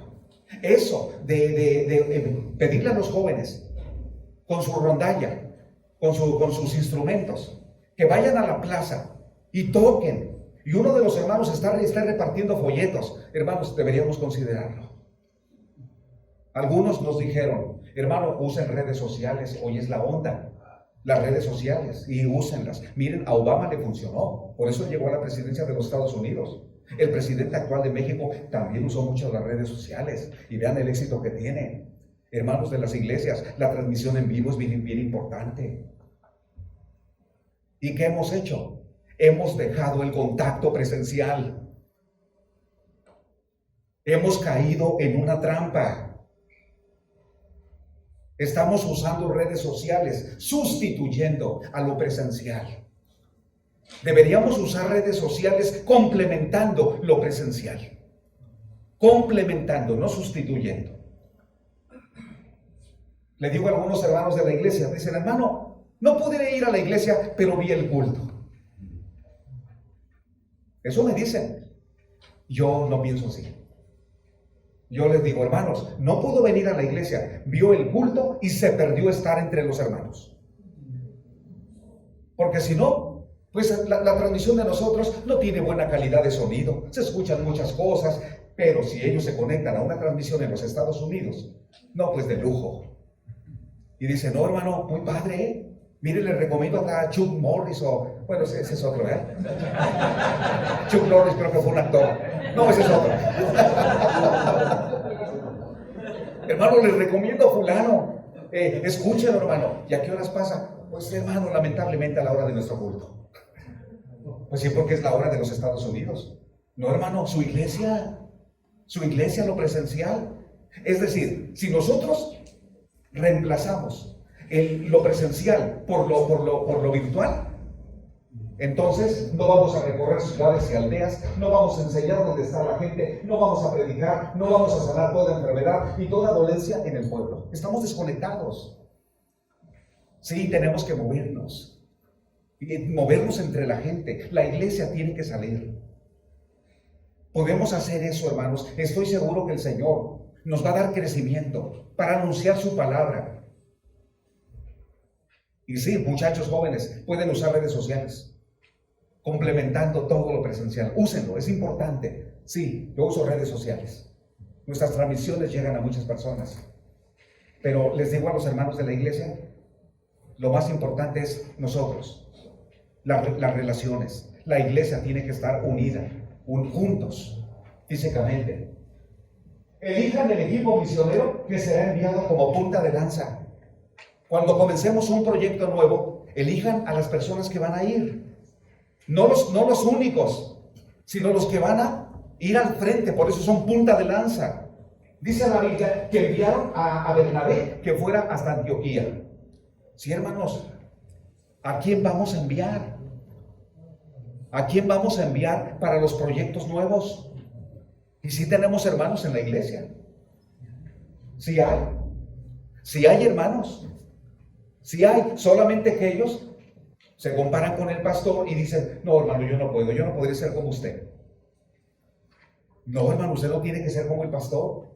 El Señor lo puede usar a usted para empezar un proyecto nuevo. Hay obras misioneras que han sido comenzadas por jóvenes. Jóvenes comenzaron obras misioneras. Solamente que esos jóvenes hoy son los adultos. Hermanos, las iglesias que hoy tenemos, ¿cómo comenzaron? En las iglesias que hoy tenemos, y les pregunto a ustedes, en su juventud, ¿quiénes de ustedes visitaban misiones? En su juventud, ¿quiénes de ustedes visitaron misiones? Levanten su mano. En su juventud. Ven. Actualmente, si esta pregunta la hago a las uniones juveniles, ¿quiénes responden? ¿Cuántos levantan la mano de los jóvenes, de la unión de jóvenes, ya sea de la iglesia o de una convención regional? Son pocos. ¿Por qué? Porque no hay misiones. No hay misiones. Y es muy preocupante, hermanos, porque una iglesia que no tiene misiones, no tiene personas que se estén renovando. Las personas nos renovamos no por una bonita predicación. Las personas nos renovamos cuando vemos nacer un hijo espiritual. Cuando vamos a la calle o con una familia y una persona la guiamos a conocer a Cristo. Allí usted se renueva. Las personas más renovadas en la iglesia son las que ven hijos espirituales. Una familia, una amiga, cómo se convierte a Cristo, luego lo siguen visitando y luego deja de venir. No, ya no me hables, porque así sucede. Hay casos así, pero la persona está renovada. Inclusive el pastor, los pastores más renovados son los que enseñan en los seminarios. Los pastores más renovados son los que están compartiendo en alianzas ministeriales. Son los que tienen en su equipo de líderes una enseñanza. Se reúnen en la iglesia con 3 o 4 personas como líderes. Toman tiempo con ellos, conviven, les enseñan la Biblia, el pastor está renovado. La falta de renovación es semejante a la obesidad mórbida. Cuando no hay actividad. Y eso puede pasar también en la falta de renovación de nosotros los pastores o los líderes. ¿Qué hacer entonces? Busquemos algún lugar. Chihuahua es muy grande. El hermano Edgar que viene de Meoki. Meoki es muy grande, hermano, bienvenido. Chihuahua es un estado, por eso le llama el estado grande. Y luego tienen grupos étnicos, los Rarámuri. Es una ciudad muy grande. Solo tenemos que salir. Solo salir. Es decir, el domingo, ¿por qué no le dice a la iglesia como yo le pedí a mi iglesia? Hermanos, ya terminó el culto, que Dios nos bendiga, nos vemos Dios mediante el próximo domingo, pero antes de irse a sus casas, les quiero pedir algo. Cuando se suban a su automóvil, no tomen la ruta para ir a su casa. Den vueltas al fraccionamiento alrededor donde se encuentra el lugar donde estamos reuniéndonos. Den vueltas. No se vayan pronto. Cuando den vueltas, dirijan oraciones. El niño, su niñita, la hermana, el hermano, dirijan oraciones y pidan que el Señor nos dé compasión y amor por las personas que viven aquí. Y luego les pregunto, ¿lo hicieron? Quiero ver fotos. ¿Lo hicieron? Porque quiero monitorearlos. Y dicen, hermano, sentí algo extraño. Nunca habíamos hecho eso. Siempre vamos preguntando, ¿dónde vamos a comer? Esa es la pregunta. ¿Ya me lo llegamos? ¿Ya tengo hambre? Porque hoy el pastor sí se tardó.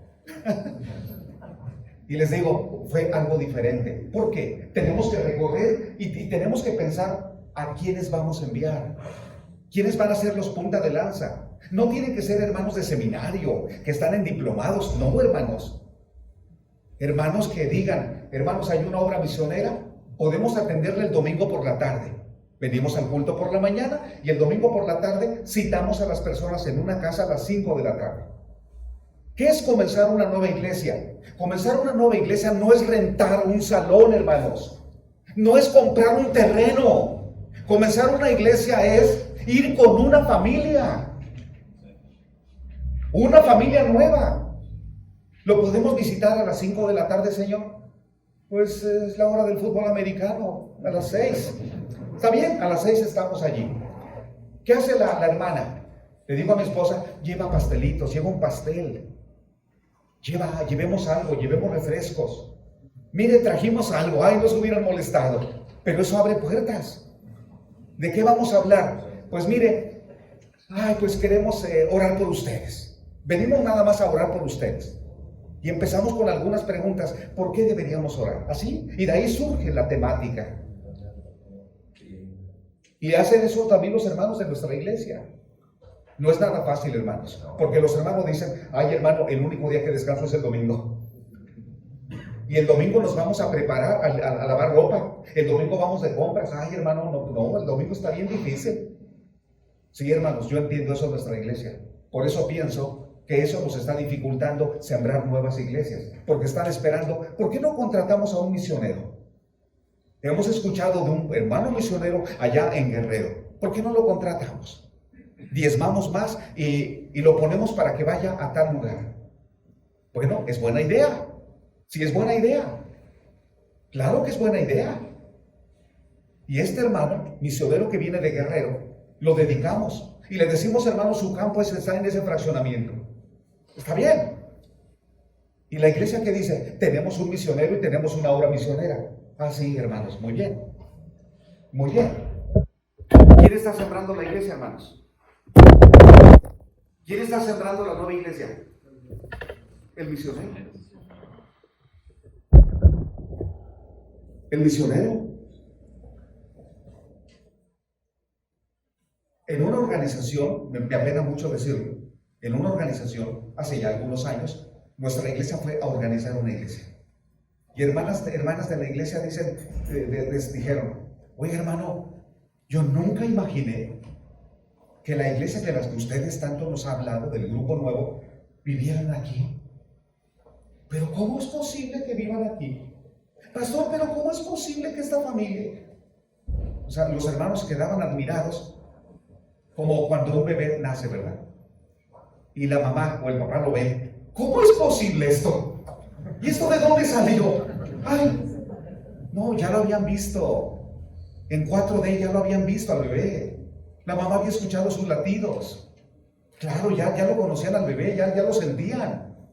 Pero ¿qué pasa con las iglesias que hoy estamos comenzando, queremos comenzar? Enviamos a un misionero. No nos sentimos los latidos de esa iglesia, ni los conocemos a los hermanos. Excepto, tráigalos en el aniversario, hermano, tráigalos. Y los hermanos llegan intimidados. ¿Se han dado cuenta? Porque a veces son hermanos muy sencillos. Llegan intimidados.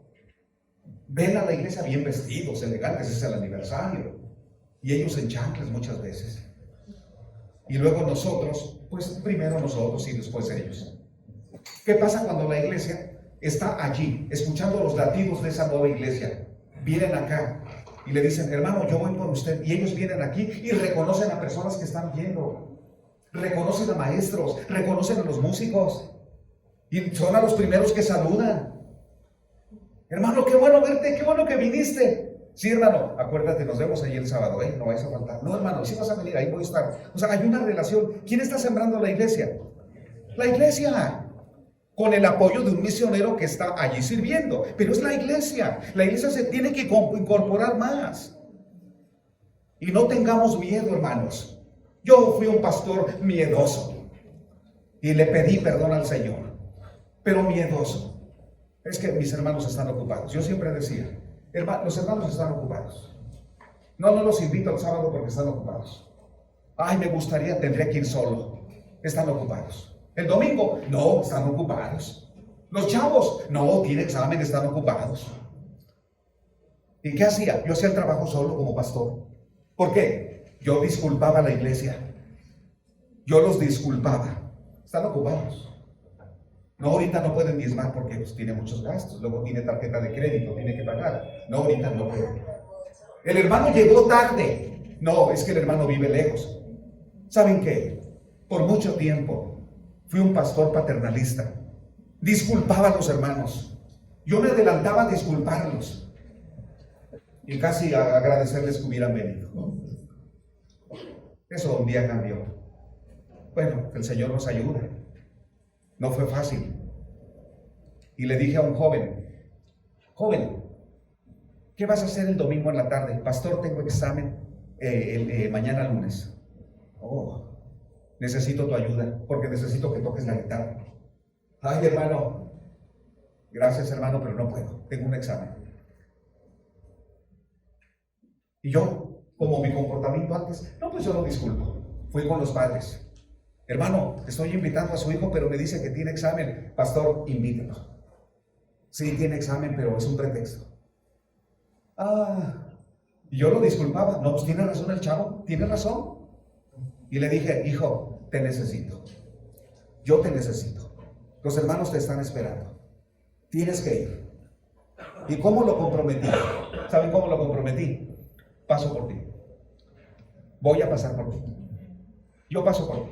No te preocupes del transporte, yo voy por ti. No, hermano, pues está bien, yo voy a andar por allá. Y claro que fue. Pero yo no era un pastor así antes. Yo anticipaba, no puede diezmar, no puede venir, mejor ni lo invito, no pueden. Y ese fue un error mío como pastor por mucho tiempo, disculpar a mis ovejas. Hoy, ¿qué les digo? Hermanos, no les digo necesito. Hermanos, usted y usted y usted van conmigo. Hermano, no sé si pueda. Hermano, hago un espacio. Debe poder. ¿Y sabe por qué hago eso? Porque viene el partido de fútbol.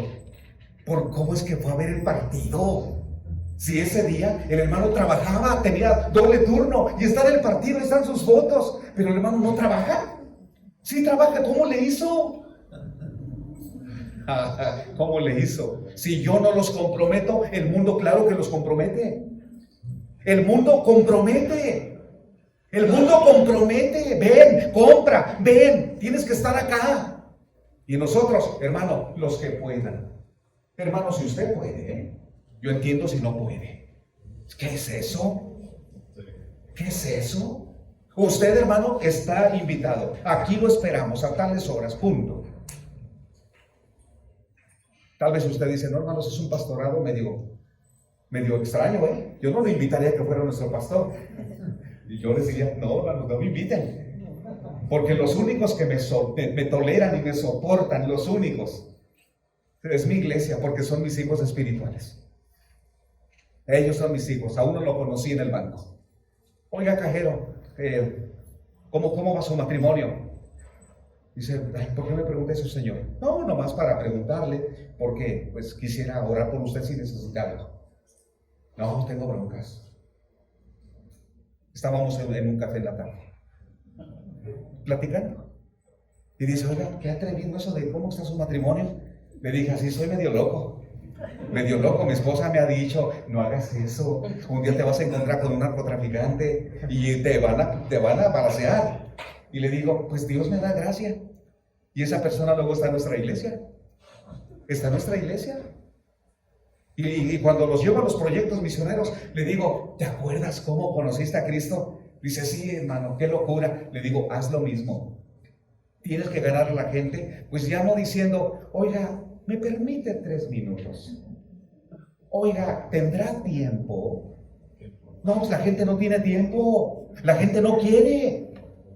No, dice la Escritura, fuérzalos a entrar. Y fuérzalos no es obligatorio, no, sino la actitud tuya que sea de más persistencia. No soy un pastor ejemplar, para que no me imaginen a este hermano que nos vaya a dar una conferencia, no me inviten. El hermano que vaya a decirnos esto, pero a nivel iglesia, hermanos, no soy un ejemplo. Enseñamos lo que el Señor nos ha mostrado. Y esto lo estoy compartiendo en todo el país, porque es necesario que en nuestras iglesias bautistas modifiquemos los pastores nuestra forma de comprometer a las personas, si alguno quiere, si puede. Pero no pueden, hermanos. No pueden. Hermanos, deben poder. Deben poder, porque su vida es en Cristo y es para Cristo. Claro que deben poder. Claro, para eso debemos ser los pastores muy sensatos y tampoco poner actividades en horarios donde pues, de plano no se va a poder. Considera las ovejas, considera sus tiempos. Y entonces ahora sí, diles, hermanos, aquí nos vemos, porque has considerado sus tiempos. Claro, hay que ser prudentes también y no tan locos. Medios. Y ahorita vamos, hermanos, a un receso. Desde un inicio, siempre en una iglesia, no una misión. ¿Qué diferencia hay? La diferencia es grande. La iglesia crece y se reproduce. La misión se mantiene y se mantiene en misión. Nosotros no le llamamos misiones a nuestras obras. Les llamamos iglesias en formación. Y si alguna vez ustedes visitan alguna, van a decir, ay hermano, esto no es una iglesia en formación, es misión. Porque una misión es chiquita, pequeñita, misioncita. Y una iglesia en formación, hermano, yo esperaba pues, ya algo más serio, algo más formal. Hermanos, están en el proceso. Si desde ahora no les enseño que son una iglesia en formación, es como si yo le dijera a un niño de kinder, al niño de kinder, hijo, pues vas a ir al segundo de kinder y mira, tu maestra podría ser aquella. Hijo, viene el tercero de kinder. Hijito, sigue el cuarto de kinder. Hijo, el quinto de kinder. Y sexto de kinder, hijo. Pues mi niño estaría toda la vida en el kinder. No, le decimos, hijo, viene la primaria. Y luego la secundaria, a las 7 de la mañana te tienes que levantar. Y luego viene la prepa. Y luego la universidad. ¿Por qué? En la vida sí vamos hablando por etapas. Pero acá en las iglesias no, es una misioncita después de 15 años. Después de 20 años sigue siendo una misión. ¿Cuánto tiempo debería tardar una obra misionera en ser iglesia, ya formal, organizada? No hay tiempo, mis hermanos. No existe un tiempo. Puede ser 1 año, 3 años. Nosotros aproximadamente tardamos 7 años. Nosotros.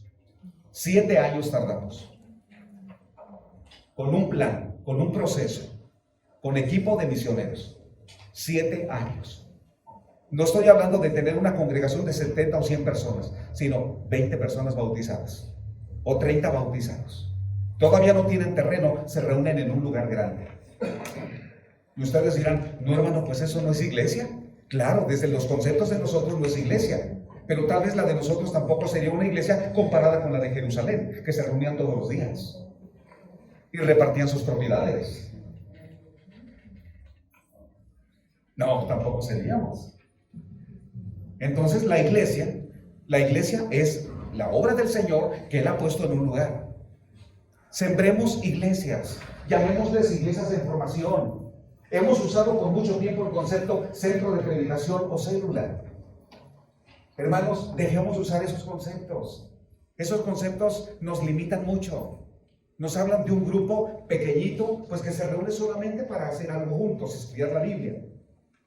Que Dios nos dé discernimiento para identificar que es una iglesia en formación. Claro, no va a estar a la vuelta de la iglesia, ¿verdad? Porque entonces si es una célula, está aquí a la vuelta de la iglesia. No, especialmente si está en una zona donde no hay iglesias. En Ocampo, Ojinaga, otra iglesia. Los hermanos de Ojinaga, pues, otra iglesia. Más iglesias. ¿Estamos listos, hermanos, para ir a un receso? Sí. Me gusta esa actitud, hermano Luis. Sí, hermanos. ¿Qué hay para el receso, hermanos?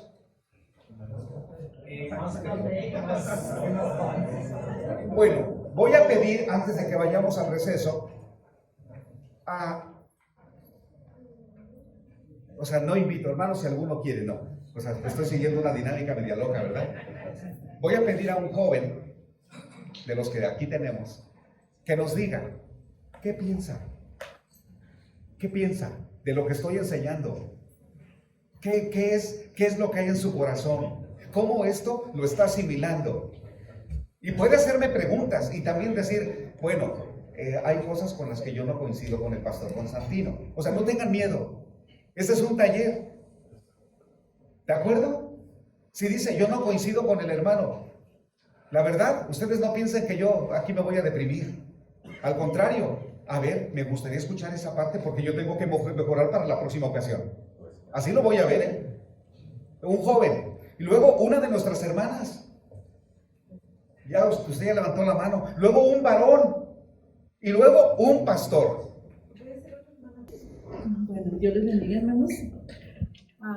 Pues tengo la convicción de que nos falta compromiso, que tenemos que tener más compromiso, un compromiso fuerte que nos lleve a traer más gente a los pies de Cristo, a ser más discípulos. Y también creo que el concepto o misiones tienen un compromiso bien fuerte, que tiene la misión de formar iglesias, que una misión tiene que dejar una iglesia.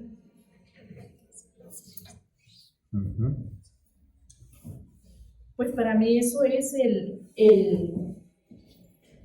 es lo que yo estoy asimilando, lo que yo estoy viendo, que es el compromiso que debemos de tener y pues la misión, que una misión tiene un compromiso de dejar una iglesia formada, de dejar pues esa iglesia esa iglesia tiene que tener otra iglesia, que de esa iglesia tiene que nacer otra iglesia y otra iglesia, que esa es la misión. Por eso yo le llamaría misión. Con la experiencia de las barrancas con los hermanos indígenas, por algún tiempo, a trabajar con ellos. Y sí es bastante compromiso. No es fácil. Es un gran esfuerzo, pero con mucho amor. Eso sería lo mío. Sí. ¿A quién usted, hermana, quiere entregar el micrófono? Es mi hermana en la iglesia, rápido de continuación. Gracias a Dios. No, pues primero yo creo que nosotros estamos escuchando una realidad palpable que hemos tenido durante mucho tiempo. Yo creo que nosotros los bautistas tenemos mucho conocimiento, sin embargo en diferentes ciclos, no como es el orden. A veces empezamos mal y la verdad el pastor nos ha dicho toda la verdad. Creo que hemos sido discipulados a una forma, a un estilo americano. Hablo de nuestros misioneros de Norteamérica. Ellos nos han enseñado los errores que se marcan aquí, que no es malintencionados. Ellos así lo pensaron, lo creyeron, es su cultura. Nos han hecho que así crezcamos. Nosotros discipulamos a nuestros hijos, nuestras familias. Yo soy una persona que me divorcié aún siendo cristiano. No sé cuántos de ustedes tengan problemas serios y los ocultamos, nos cuesta trabajo. Porque vamos encontrando al Señor auténticamente después de 10, 15 o 20 años, porque primero fuimos a lo mejor simpatizantes. Y en esa simpatización, como hay muchos que seguimos teniendo, yo veo que se repite y se repite y se repite el ciclo. Nosotros no nos preocupamos por realmente alimentar al bebé para que vaya creciendo y educándolo. Y entonces hay muchas cosas que a veces hermanos viejos preguntan a otros más viejos: oye, ¿eso está en la Biblia? Y escuelas dominicales muchas hubo para esa persona que hizo esa pregunta.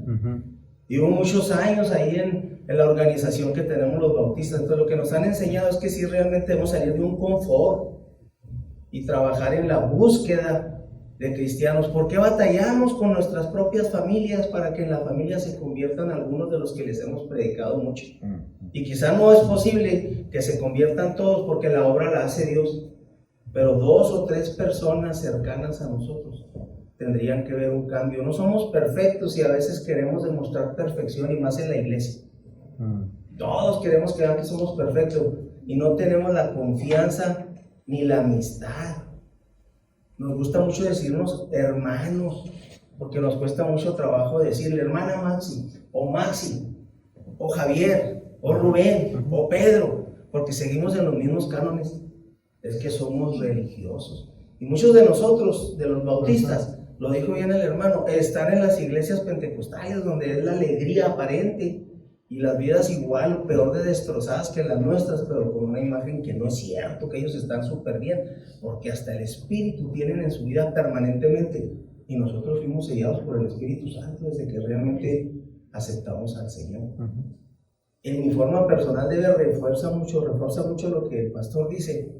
En lo que me gustaría, nosotros somos una iglesia que tenemos 1 año y medio recién nacida, constituida en iglesia, y me gusta mucho la dinámica que nuestra iglesia tiene, sin el deseo de que los liderazgos se vean lucidos, ni que el ministerio esté excelente en la alabanza. Nos gusta cantar con videos, pasar al frente y nuestras feas voces entonar con el corazón. Nos hace falta eso, ¿verdad? Somos una iglesia que nos gusta orar, no estoy en presunción, nos ha costado mucho. 3 orábamos, aquí está nuestra hermana del ministerio de oración. Y nos costaba trabajo que se nos juntáramos 3 y 5, y siempre estaba diciendo, somos poquitos, pero echémosle ganas. Y oramos más ahora. Llegamos a hacer casi la mitad de lo que la congregación en el domingo estamos orando. Pero no se trata de eso, se trata de que cambiemos los moldes. Somos hijos de una iglesia madre en toda la ciudad, y con todo el respeto para esa iglesia donde yo estuve como diácono mucho tiempo, pues es una iglesia que tiene muchas cosas tradicionales que no nos ayudan a crecer más, y es la iglesia que más planta iglesias, es productiva. Entonces, mi punto de vista con lo que el hermano nos dice, nosotros debiéramos pensar algo que muy personalmente yo tengo en mi mente, que es algo que ojalá Dios nos permita y sea efectivo, es que nosotros trabajemos como los mosaicos. Un lugar de un mosaico es donde estamos nosotros, y que no queramos ser 500 o 400 y demostrarle a los otros somos la iglesia más grande en número, que con 50, 80 que logremos, que es la capacidad de sillas, nosotros desde antes ya estemos pensando no en ampliar la ala izquierda, sino ir a plantar o acercarnos, como ya comentaba el pastor, en una iglesia lo más cercana, pero no tan cercana a nosotros, para geográficamente ir agarrando todos esos territorios y plantar una iglesia igual, que se llegue a crecer a 40 o 50 gentes, Y entonces ella y nosotros buscar otra o desde el mismo momento, porque esa va a tener a otro y nosotros a otro, y vamos a ser 4 en una distancia de 8 o 4 kilómetros a la redonda. Y en esa misma dinámica seguir buscando el crecimiento de tal manera que de repente digan, en el norte está lleno de cristianos. En el norte, no en la ciudad. Y que se vaya expandiendo como la pandemia. Y que cada uno de nosotros en sus lugares hagan lo mismo y nos vayamos expandiendo en el cristianismo, pero con los conceptos que nos han dicho. Sí es duro. Yo soy muy directo, muy franco y caigo mal. Pero lo mismo le digo a la persona, le tocó a la hermana hace poco, es que no puedo ir al anexo. Trabajamos un anexo de recuperación de gente. Hermana, pero usted estaba citada y enrolada, arrégleselas como quiera. Me dijo otro hermano, y lo puedo mencionar, si cómo se llama Manuel. Dijo, no hombre, qué bravo le dijiste. ¿Se lo dije grosero? No. ¿Se lo dije bien? Sí. Y entonces la hermana me dijo el domingo, hermano, y está aquí el testigo, sí fui al anexo. ¿Por qué en las empresas si nos hablamos así? Y si hacemos los compromisos porque nos pagan. El Señor paga más, hermanos. Pero si no, se va a retirar alguien que dice que no le gustó. Hay que ver las formas en cómo decirlo. Si le atropello, hasta se va. Y es parte de lo que debemos buscar. Muy esencial a lo que digo, me parece, porque es parte de lo que el hermano decía, retroaliméntenme, que no le gusta, que no está de acuerdo. Creo que bíblicamente lo hemos visto, aunque no estemos de acuerdo, pero sí estamos de acuerdo. Y trabajar en grupos cercanos, repito, ese es mi resumen, es que nuestra iglesia no crezca en 200, que se consoliden los 60 lugares que tenemos, porque les puedo decir que como toda iglesia, hay diferencias, hay problemas, hay chismes, pero hay mucha unidad, cordialidad, amor, y eso, si llegamos a ser 200, estoy seguro que se va a acabar por la incapacidad, o vamos a hacer células internas dentro de la iglesia. Nada más la familia Juana y Paragana y Sultana son una cosa, y los de acá son otra, y los de acá son otra. Entonces buscar eso se dé, pero a través de otra iglesia y predicar el evangelio. Eso es mi punto de vista. Bueno, yo le puse título ¿Cómo crecer? Bueno, actualmente. Y yo como joven, pues puse invitar amigos, invitar adultos. Y lo que entendí, Iglesia Sembrada, lo que entendí es un grupo de gente transformada por Dios. Lleno de discípulos que estén al tanto, no solo que vayan al culto a sentarse, sino estén al tanto de lo que está pasando en mi iglesia, estar pendiente al hermano.